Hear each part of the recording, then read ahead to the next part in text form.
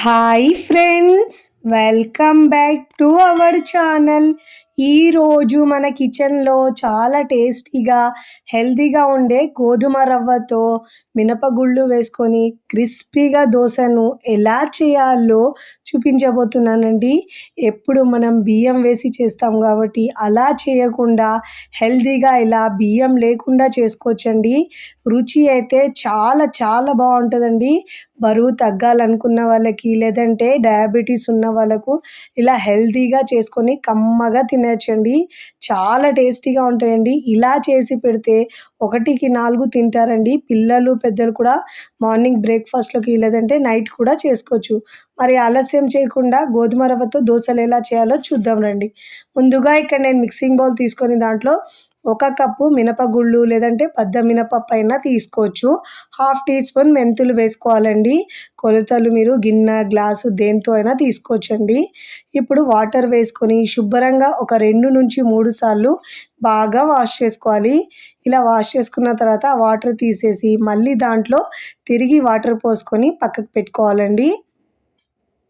ఇక్కడ నేను మరొక మిక్సింగ్ బౌల్ తీసుకోవాలి. మూత పెట్టేసి పక్కకు పెట్టుకోవాలి. ఇక్కడ మరొక మిక్సింగ్ బౌల్ తీసుకొని దాంట్లో ఏ కప్పుతో అయితే మనం మినపగుళ్ళు తీసుకున్నామో అదే కప్పుతో 2 కప్పుల గోధుమ రవ్వ తీసుకోవాలండి. లావుగా ఉండే రవ్వ తీసుకోవాలి. బన్సీ రవ్వ అంటారు చూడండి, అది తీసుకోవాలండి. 2 కప్పులు తీసుకోవాలి. 1 కప్పు మినపగుళ్ళకు 2 కప్పుల రవ్వ తీసుకోవాలండి. ఇలా ఈ రవ్వలో కూడా మనం వాటర్ వేసి శుభ్రంగా ఒక 2 సార్లు బాగా వాష్ చేసుకొని దీన్ని కూడా మూత పెట్టేసి వాటర్ పోసుకొని మళ్ళీ దీన్ని కూడా ఒక 4 గంటల పాటు నానబెట్టుకోవాలండి. ఫస్ట్ టైం నా ఛానల్ చూస్తున్న వాళ్ళు ప్లీజ్ నా ఛానల్ని సబ్స్క్రైబ్ చేసుకోండి, లైక్ చేయండి, పక్కనున్న బెల్ ఐకాన్ని ప్రెస్ చేయండి. ఇలా ప్రెస్ చేయడం వల్ల నేను పెట్టే వీడియో నోటిఫికేషన్ ముందుగా మీ హోమ్ పేజ్కి వస్తాయి. ఇప్పుడు ఇలా రెండుటిని కూడా ఒక 4 గంటల పాటు నానబెట్టుకోవాలండి. మార్నింగ్ లేవగానే కూడా మనం ఇలా నానబెట్టుకుంటే టిఫిన్ టైంకి రెడీ అయిపోతుందండి. మార్నింగ్ బ్రేక్ఫాస్ట్లోకి లేదంటే నైట్ డిన్నర్లోకి చేసుకోవచ్చండి. హెల్తీ బ్రేక్ఫాస్ట్ అండి. ఇప్పుడు ముందుగా మనము మినపగుళ్ళను గ్రైండ్ చేసుకోవాలండి. వాటర్ తీసుకొని తగినంత వాటర్ వేసుకొని మెత్తగా గ్రైండ్ చేసుకోవాలండి. ఎంత మెత్తగా గ్రైండ్ చేసుకుంటే మనకు దోశలు అంతా బాగా వస్తాయండి. ఇప్పుడు ఇలా గ్రైండ్ చేసుకున్న ఈ పిండిని మిక్సింగ్ బౌల్లోకి తీసుకోవాలి. ఇలా పిండి మొత్తాన్ని మిక్సింగ్ బౌల్లో తీసుకొని ఇదే మిక్సీ జార్లో రవ్వను కూడా వేసుకొని కొద్దిగా వాటర్ వేసుకొని మెత్తగా గ్రైండ్ చేసుకోవాలండి. ఏ కప్పుతో అయితే నేను రవ్వ మినపగుళ్ళు తీసుకున్నానో అదే కప్పుతో గ్రైండ్ చేయకముందు ఒక 15 నిమిషాల ముందు 1/2 కప్పు అటుకులు తీసుకున్నానండి. ఆ అటుకులను కూడా నానబెట్టుకున్నాను. నానబెట్టుకున్న ఈ అటుకులను కూడా మీ రవ్వతో పాటు మెత్తగా గ్రైండ్ చేసుకోవాలండి. వాటర్ వేసుకొని మరీ పల్చగా కాకుండా మరీ గట్టి కాకుండా చూసుకుంటూ వాటర్ యాడ్ చేసుకొని గ్రైండ్ చేసుకోవాలి. ఇలా గ్రైండ్ చేసుకున్న ఈ రవ్వను కూడా దీంట్లో వేసుకోవాలి. ఇప్పుడు రెండింటిని బాగా మిక్స్ చేసుకోవాలండి. నాకు ఇక్కడ గిన్నె ఫుల్గా అయిపోయిందండి. మిక్స్ చేయడానికి కాస్త కష్టం అనిపిస్తుందండి. నేను వేరొక బౌల్లోకి ట్రాన్స్ఫర్ చేసుకుంటున్నానండి పిండిని అయితే. చూడండి, ఇక్కడ నేను వేరే గిన్నెలోకి వేసుకున్నానండి. వాటర్ చూసుకుంటూ యాడ్ చేసుకోవాలండి. పిండిని మరీ పల్చగా కాకుండా మరీ గట్టి కాకుండా దోశ బ్యాటర్కి అయితే ఎలా ఉంటుందో అలా ఉండాలండి పిండి అయితే. ఇప్పుడు ఇలా వాటర్ వేసుకున్న తర్వాత కన్సిస్టెన్సీ ఇలా ఉండాలండి వీడియోలో చూపించిన విధంగా. ఇప్పుడు దీంట్లో రుచికి సరిపోయినంత ఉప్పు వేసుకోవాలండి. ఉప్పు, కారం మీ టేస్ట్ని బట్టి యాడ్ చేసుకోవాలండి. ఇప్పుడు మనం ఇన్స్టెంట్గా చేస్తున్నాం కాబట్టి 1 టీ స్పూన్ దాకా ఈనో లేదంటే 1/2 టీ స్పూన్ దాకా వంట సోడా అయినా వేసుకోవచ్చండి. ఇక్కడ నేను ఈనో వేసుకొని దీనిపైన 1 టీ స్పూన్ దాకా వాటర్ వేసుకోవాలండి. దీనివల్ల ఈనో మంచిగా యాక్టివేట్ అవుతుంది. దోశలు కూడా చాలా బాగా వస్తాయండి. పిండి పులిసినట్టు అవుతుంది ఇలా వేసుకుంటే. ఇప్పుడు ఇలా బాగా పిండిలో మిక్స్ చేసుకోవాలి. ఎంత బాగా మిక్స్ చేసుకుంటే మనకు అంత బాగా వస్తాయండి దోశలు అయితే.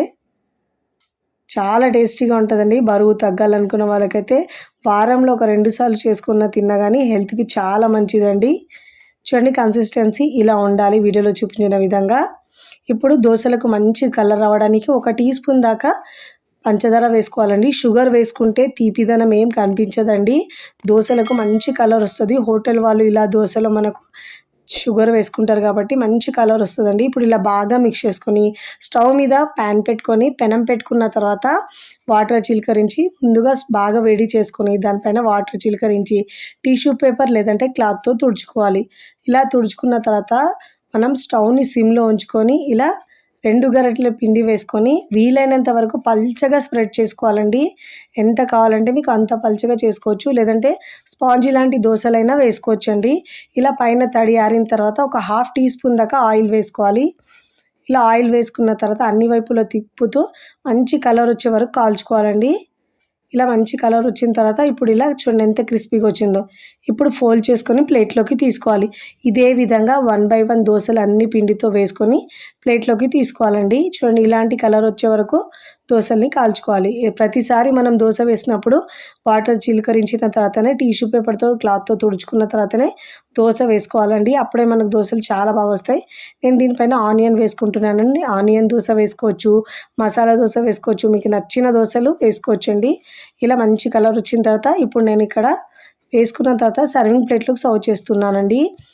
చూస్తుంటేనే ఎప్పుడెప్పుడు తినాలనిపిస్తాయండి. బియ్యం వేయకపోయినా కానీ చాలా టేస్టీగా చాలా హెల్తీగా ఉంటాయి. మీరు కూడా తప్పకుండా హెల్తీగా ఉండే ఈ దోశలను ఒక్కసారి ట్రై చేయండి. ట్రై చేసి ఎలా కుదిరిందో కామెంట్ ద్వారా తెలియచేయండి. నేనైతే ఇక్కడ టమాటో చట్నీతో సర్వ్ చేస్తున్నాను.